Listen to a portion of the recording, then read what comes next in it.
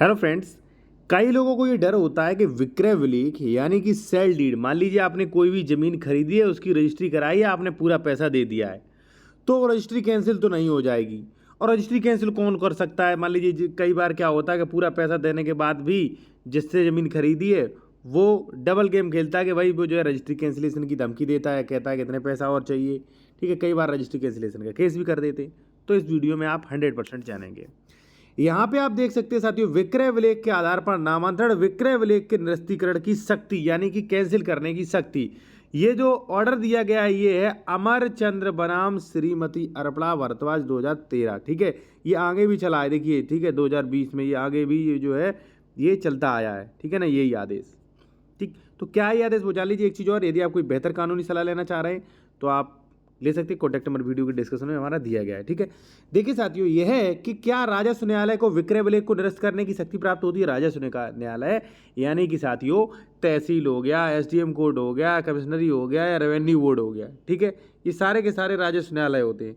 ठीक है, तो प्रश्न यह धारित किया गया कि राजस्व परिषद को किसी विक्रय विलेख को निरस्त करने की शक्ति व अधिकार का प्राप्त नहीं है। यानी कि साथियों, चाहे तहसीलदार हो, तहसीलदार से देके राजस्व परिषद तक, भाई बहुत बड़ी बात हो गई है। ठीक है ना, कमिश्नर वगैरह किसी को भी आदेश नहीं है भाई कि वो जो है आपकी ये कैंसिल कर सके, यानी कि ये जो डीड जो है वो कैंसिल कर दे, ऐसा किसी को भी अधिकार साथियों है नहीं किसी भी प्रकार का।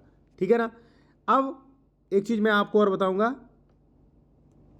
कि कई लोग ये सोचते हैं कि सर हमने तो दाखिल खारिज करा लिया, अब कोई दिक्कत नहीं, अब रजिस्ट्री कैंसिल नहीं होगी। तो साथियों ऐसा भी नहीं है। दाखिल खारिज करवाने के बाद भी आपकी रजिस्ट्री जो है वो कैंसिल हो सकती है। चाहे आपने म्यूटेशन करवा लिया हो, दाखिल खारिज करा लिया हो, खतौनी में नाम दे दिया, फिर भी आपकी रजिस्ट्री जो है वो कैंसिल हो सकती है। ठीक है, अब कई जो हैं लोगों के कई डाउट्स और भी रहते हैं साथियों। ठीक है, कि जैसे मान लीजिए जो है रजिस्ट्री कब कैंसिल होती है, तो देखिए रजिस्ट्री कई बिंदुओं पर कैंसिल हो सकती है। जैसे मान लीजिए आपने पैसा चेक से दिया, चेक बाउंस हो गया। ठीक है, आपने पैसा नगद दिया तो उस कंडीशन में भी हो सकती है।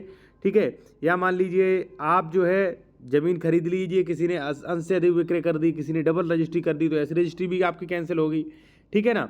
और रजिस्ट्री कैंसिलेशन की भी एक नियत समय सीमा है, उसके बाद आप रजिस्ट्री कैंसिलेशन के लिए नहीं जा सकते हो। ठीक है, या पैतृक संपत्ति की रजिस्ट्री कैंसिलेशन है, तो इस प्रकार से साथियों जो है वो रजिस्ट्री कैंसिलेशन के लिए अप्लाई कर सकते हो। रजिस्ट्री कैंसिलेशन की जो जो पावर है वो किसी डीएम, एसडीएम, एएसपी वगैरह को किसी को भी नहीं है, आप निश्चिंत रहें। ठीक है ना। लेकिन अगर आप गलत करते हैं तो भाई आपकी रजिस्ट्री कैंसिल हो सकती है। ठीक है, लेकिन इन्हें पावर नहीं है, वो सिविल कोर्ट से होगी। ठीक है, बाकी आपका कोई क्वेश्चन हो, लीगल एडवाइस लेना चाहते हो, कानूनी सलाह लेना चाहते हो, तो कॉन्टैक्ट नंबर हमारा वीडियो के डिस्क्रिप्शन दिया गया है। या आप कोई उत्तर प्रदेश में जमीन खरीद रहे हो, कोई डॉक्यूमेंट्स आपको चेक करवाना है तो वो भी करवा सकते हो। जैसे मान लीजिए जमीन खरीद रहे हो, जमीन सरकारी तो नहीं, डबल रजिस्ट्री तो नहीं, अंश से अधिक विक्रय तो नहीं है।